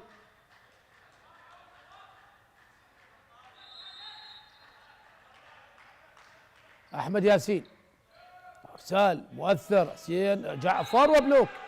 بلوك من مصطفى كاظم يتقدم الآن فريق الحبانية. فريق الحبانية يعني كان متأخر بفارق 4 نقاط، الآن هو من يتقدم بفارق نقطة واحدة. 14 مقابل 13. إرسال مع فريق الحبانية أحمد ياسين، استقبال من حسين قاسم، إعداد وضرب من علي جاسم. دفاعات ناجحة في مرة أولى وثانية. الآن الهجوم الثالث لمصلحة نادي النعمانية، لكن أيضا دفاع موجود من جديد. هجوم للنعمانية، وأخيرا تم حسم هذه النقطة بعد 4 محاولات للنعمانية ليعدل النتيجة 14 لكلا الجانبين. أي نقطة كانت، أي نقطة كانت. محمد تيسير، المرتضى، هنا الإعداد من أحمد ياسين وضرب من عمار سعدون. ينجح عمار سعدون بتسجيل النقطة 15. 15 مقابل 14. عمار سعدون على لعب كرة الإرسال. عمار، وهنا جعفر، والمحاولة من جديد لمصلحة نادي النعمانية. وبلوك ناجح، بلوك ناجح من أمام بشير جمال. بشير جمال ينجح بالبلوك للحبانية، والنقطة 16. الآن فريق الحبانية يتقدم بفارق نقطتين، يتقدم بفارق نقطتين.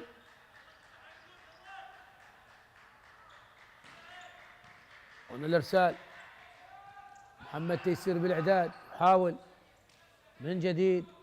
أحمد ياسين إعداد، ضرب قوي لكن بلوك ناجح من علي جاسم، وهجوم آخر لمصلحة الحبانية. ينجح أمير جمعة، ينجح أمير جمعة بتسجيل النقطة رقم 17. لا، الفارق الآن وصل إلى 3 نقاط. الحبانية شيئا فشيئا.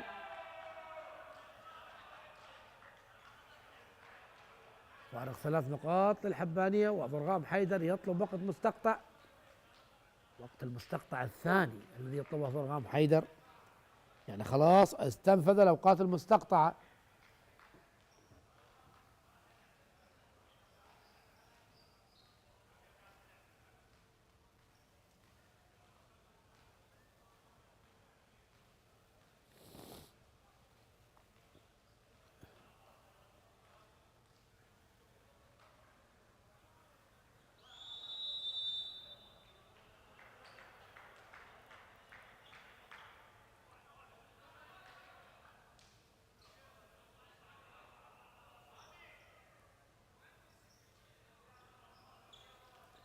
ينتهي الوقت المستقطع الذي طلبه المدرب.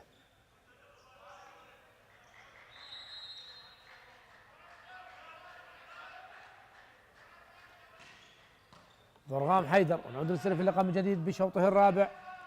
هنا حسين قاسم، سهلة لمصلحة فريق الحبانية، وهنا المحاولة أيضا سهلة، عادت للنعمانية الهجوم. حسين علي أيضا سهلة. أين الضرب القوي؟ أين الضرب القوي؟ أين الضرب القوي يا شباب؟ سواء النعمانية أو الحبانية؟ يعني هل الجانب البدني أثر؟ هنا ضرب قوي وبلوك، بلوك ناجح من اللاعب حسين علي، ينجح، ونقطة لمصلحة نادي النعمانية. قلص الفارق النعمانية 17 مقابل 15. جعفر حسين على لعب الإرسال،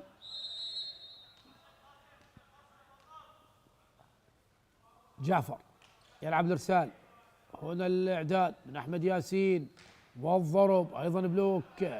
يحاول الآن فريق الحبانية، لكن قراءة ممتازة من جعفر. المحاولة عادت من جديد للحبانية. أحمد ياسين إعداد إلى بشير جمال، يضرب بقوة، يضرب بقوة بشير جمال ويسجل النقطة 18.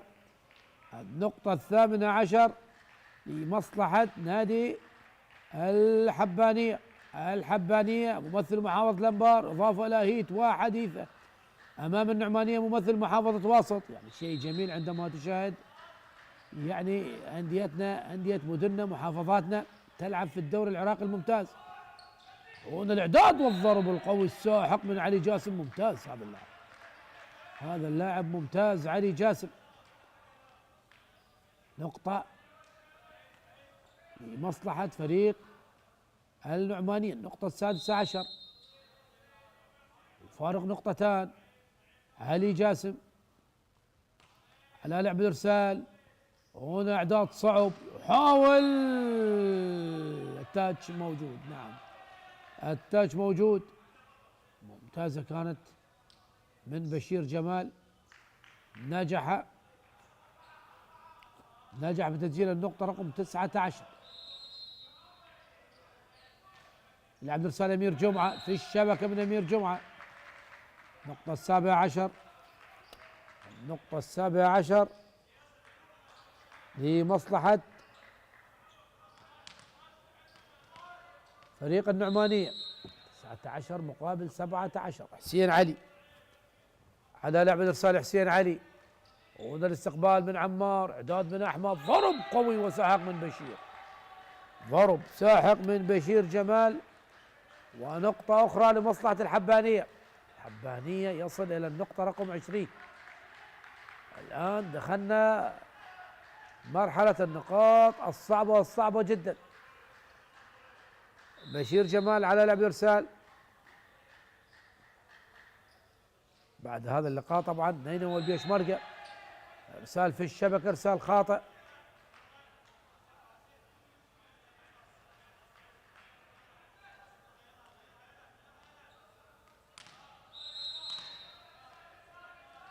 حسين قاسم، حسين يلعب الإرسال، هنا المرتضى، إعداد والمحاولة، لكن عادت لمصلحة نادي النعمانية، وبلوك إلى الخارج، بلوك إلى الخارج، والنقطة رقم 19. قلص الفارق النعمانية إلى نقطة واحدة، إلى نقطة واحدة، ووقت مستقطع يطلبها المدرب أحمد خلف بعدما شاهد الفارق يتقلص إلى نقطة واحدة.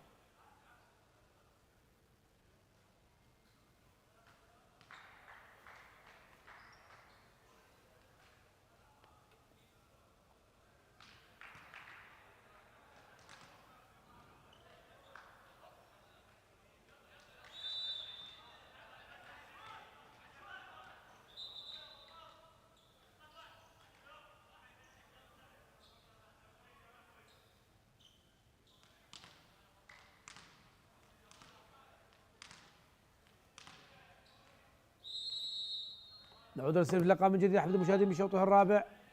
الحبانية يتقدم على النعمانية 20-19. هنا المحاولة، عمار سعدون يضرب، و الكرة لم تلامس جدار الصد، لم تلامس جدار الصد، ونقطة التعادل 20-20.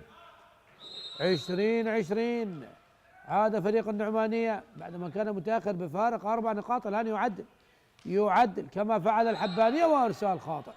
ليس وقت الإرسالات الخاطئة يا حسين يا قاسم، هذا لسان حال النعمانية وكل النعمانية بهذا الإرسال الخاطئ. محمد جمال الآن يدخل من أجل لعب الإرسال، محمد جمال أجل لعب الإرسال.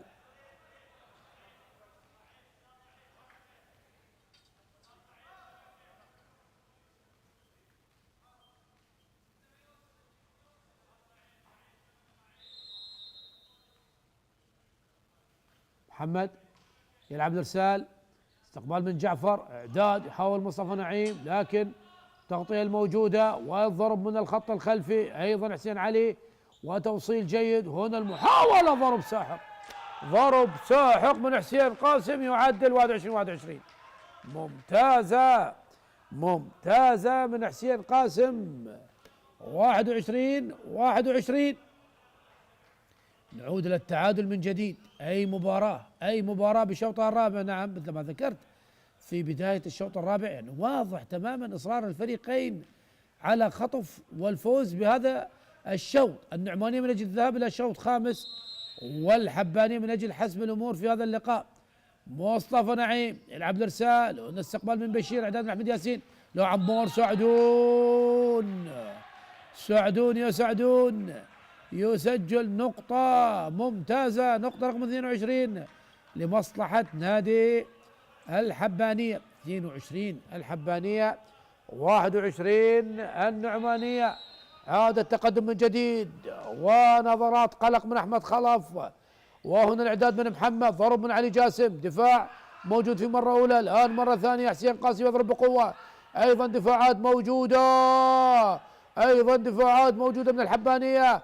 عمار سعدون يحاول، حسين علي موجود، توصيل لمحمد تيسير، علي جاسم، يا الله يا علي يا جاسم، لاعب متميز جدا. هذا السنتر متميز جدا، يعني شاهدناه يسجل نقاط جميلة ومؤثرة. 22. عدنا للتعادل من جديد. محمد تيسير يلعب إرسال، استقبال من بشير، إعداد خلف علي ياسين، والله يا عمار سعدون يظهر القائد في الوقت المناسب في النقاط الحاسمة، يسجل نقاط مهمة جدا للحبانية. 23. والآن عمار سعدون يلعب الإرسال، استقبال من مهند، هنا الإعداد حسين قاسم من الخط الخلفي، دفاعات ناجحة من الحبانية، عادت من جديد، والمحاولة الآن للنعمانية، نعماني من أجل التعديل. علي جاسم، أخطأت في وقت لا يسمح بالخطأ يا علي يا جاسم، ونقطة رقم 24. 22. الفارق يعود إلى نقطتين لمصلحة نادي الحبانية. ماتش بوينت لمصلحة فريق الحبانية. نعم ماتش بوينت،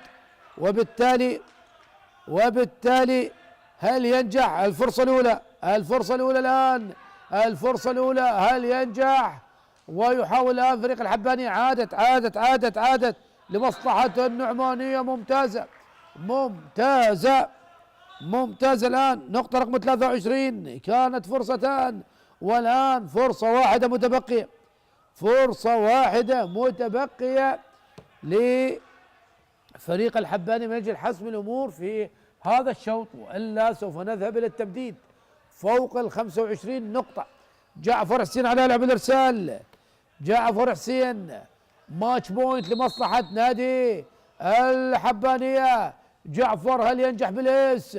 إرسال فلوتر، هنا الإعداد من أحمد ياسين خلفي، يضرب أمير جمعة يحسم الأمور في يوم الأحد، ونقطة الشوط والمباراة حسمت لمصلحة فريق الحبانية. 25 مقابل 23. الحبانية يفوز على النعمانية 3 أشواط مقابل شوط واحد، ويحقق انتصاره الأول، والنعمانية يتعرض إلى الخسارة الثانية. مبارك للحبانية، جماهير الحبانية، هارد لك للنعمانية، جماهير النعمانية، وفي الأخير تقبلوا تحياتهم على اللقاء عن عنب، والسلام عليكم ورحمة الله وبركاته.